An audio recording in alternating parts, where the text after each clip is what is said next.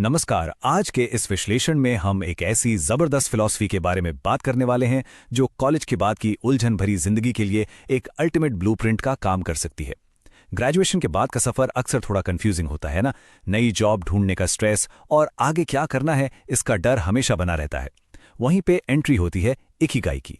ये एक ऐसी जापानी सोच है जो उम्र भर की ग्रोथ और आगे बढ़ने का बेहतरीन रास्ता दिखाती है, खासकर उन लोगों के लिए जो अभी अभी अपने करियर की शुरुआत कर रहे हैं।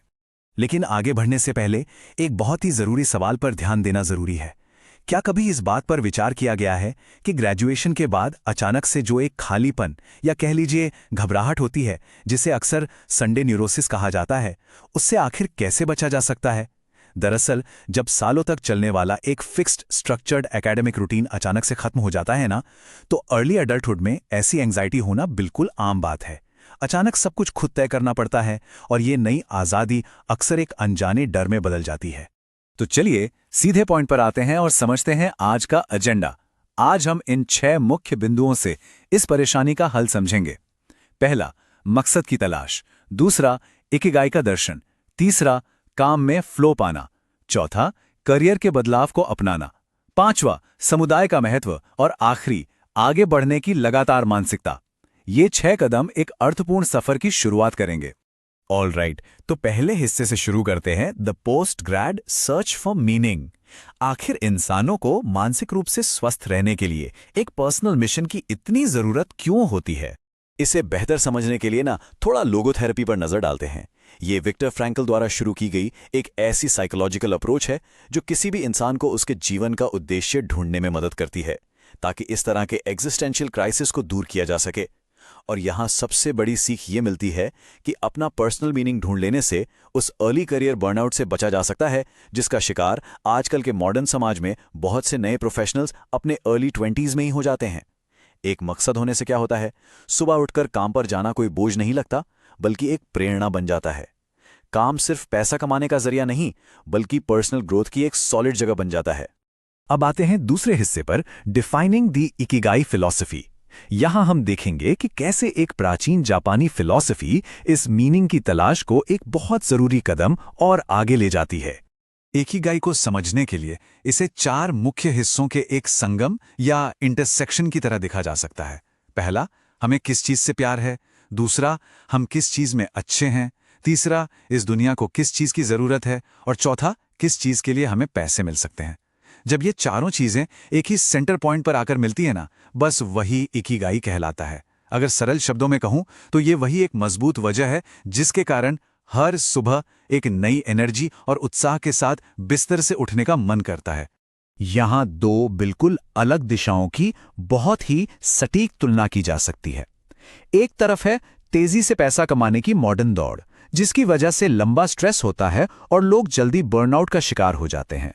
वहीं दूसरी तरफ जापानी तरीका है जो काम को सिर्फ आमदनी का एक टूल नहीं मानता, बल्कि इसे लगातार पर्सनल ग्रोथ का एक मुक्ता आकाश मानता है। इकिगाई हमें यही सिखाता है कि सिर्फ और सिर्फ पैसे के पीछे भागने के बजाय अर्थपूर्ण लक्ष्यों का पीछा करना चाहिए, खासकर तब जब करियर बिल्कुल शुरुआती दौर में हो। अब बढ़ते हैं तीसरे हिस्से की तरफ, finding flow in daily work. लेकिन इस इकिगाई के कॉन्सेप्ट को हकीकत में कैसे बदला जाए, इसके लिए फ्लो का कॉन्सेप्ट समझना जरूरी है। यह एक ऐसा एक्शनेबल फ्रेमवर्क है जो इकिगाई को हमारी रोजाना की जॉब्स में उतारने में मदद करता है। चलिए साइकोलॉजिस्ट मिहाली सिक्सन-मिहाली की रिसर्च को थोड़ा ब्रेक डाउन करते हैं। दरअसल जब कोई टास्क बस आसान और प्लेजेंट होता है तो हमारी ईगो प्रेजेंट रहती है, पर एंजॉयमेंट काफी शॉर्ट टर्म होता है। फिर जब काम बोरिंग हो तो ईगो और भी ज्यादा क्रिटिकल हो जाती है, जिससे थकान और फ्रस्ट्रेशन होता है। लेकिन जब हम फ्लो स्टेट में होते हैं तो ईगो बिल्कुल गायब हो जाती है। हम अपने काम में इस कदर डूब जाते हैं कि पूरी तरह इमर्स्ड और क्रिएटिव फील करते हैं। चुनौतीपूर्ण कामों में इस तरह डूब जाना एक आम बोरिंग रूटीन को भी प्रोफाउंड ग्रोथ में बदल देता है। इस फ्लो स्टेट को रोजाना हासिल करने के कुछ बहुत ही आसान कदम हैं। पहला स्टेप है डेली एक्टिविटीज को एक पेपर पर लिखना। दूसरा स्टेप, उन कामों को पहचानना जिन्हें करते वक्त समय का पता ही नहीं चलता, यानी टाइम लिटरली फ्लाइज। और तीसरा स्टेप, उन फ्लो स्टेट्स को और बढ़ाने के लिए वैसे ही मिलते जुलते नए एक्टिविटीज को ट्राई करना। ये सिंपल स्टेप्स एक यंग प्रोफेशनल को बिना ओवरवेल्म्ड फेल किए एक्टिवली अपना उद्देश्य ढूंढने और अपने काम को मजेदार बनाने में बहुत मदद करते हैं। अब आते हैं चौथे हिस्से पर, एम्ब्रेसिंग इम्परफेक्ट करियर ट्रांजिशंस। सच तो यह है कि एक आइडियल करियर पाने का रास्ता कभी भी एकदम सीधा नहीं होता। शुरुआती दौर में सेटबैक्स आना या जॉब टाइटल्स का बदलना बिल्कुल आम बात है। इसलिए एक ऐसी माइंडसेट चाहिए जो इन ट्रांजिशंस को स्मूथली हैंडल कर सके।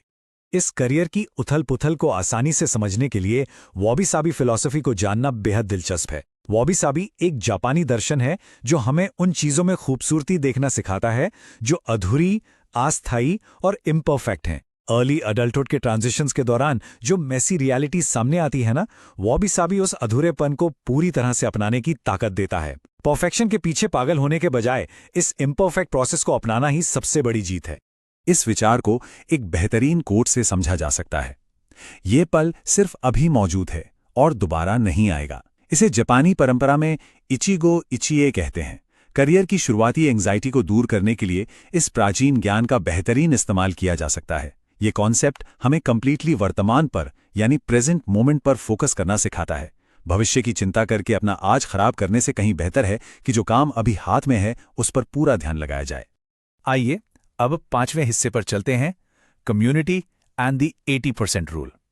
अब हम दुनिया के सबसे लंबे समय तक जीने वाले लोगों की फिजिकल और सोशल आदतों पर थोड़ी रोशनी डालेंगे। जब हम ओकिनावा और जापान की लाइफ एक्सपेक्टेंसी की तुलना स्वीडन और यूएसए के साथ करते हैं तो एक बहुत ही हैरानगेज बात सामने आती है। डेटा बिल्कुल साफ दिखाता है कि ओकिनावा, जो कि दुनिया के मशहूर ब्लू जोन्स में से एक है, वहां के लोग बाकी सभी ग्लोबल रीजन से आयु दर में कहीं ज्यादा आगे हैं और इस लंबी उम्र के पीछे ओकिनावन प्रिंसिपल्स का बहुत बड़ा हाथ है। तो आखिर उनकी वो लाइफ हैबिट्स हैं क्या? सबसे खास है हरा हचीबू, जिसका सीधा सा मतलब है कि जब पेट 80% भर जाए तो बस वही खाना रोक देना चाहिए।